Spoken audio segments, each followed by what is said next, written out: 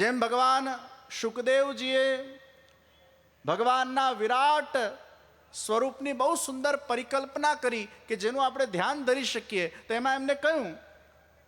કે આ વાદળાઓ એ ભગવાનના કેશ છે, આ રૂવાટાઓ એ ભગવાન, આ વૃક્ષો એ ભગવાનના રૂવાટા છે, આ નદીઓ એ ભગવાનની નાડી છે,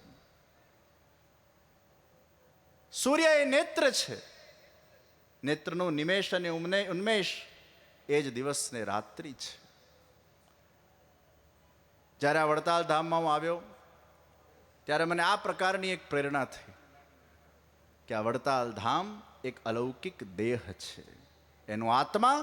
એ લક્ષ્મીનારાયણ ભગવાન સ્વામિનારાયણ ભગવાન છે. અને સ્વામિનારાયણ ભગવાને પોતે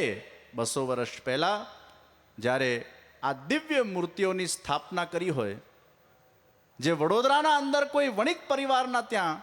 આ મૂર્તિનું પ્રાગટ્ય થયું અને વડતાલ આ મૂર્તિ પધારી, એટલે નારાયણ જે વૈકુંઠમાં બિરાજે છે એ વડોદરામાં પ્રગટીને વડતાલ પધાર્યા. અને જે ગોલોકધામના અંદર સાક્ષાત પરબ્રહ્મ પરમાત્મા લોક વેદાતીત સ્વરૂપ જે ભગવાનનું છે, નારાયણનું એક સ્વરૂપ લોક વેદ પ્રસિદ્ધ પુરુષોત્તમ છે અને નારાયણનું એક સ્વરૂપ એ લોક વેદાતીત પુરુષોત્તમ છે, જે ગોલોકધામમાં બિરાજે છે, જેમનું પ્રાગટ્ય વ્રજભૂમિમાં થયું. અને એ જ નારાયણ જે વૈકુંઠમાં બિરાજે છે એમનું પ્રાગટ્ય આ વડોદરામાં થયું અને વડતાલના અંદર બિરાજી રહ્યા છે.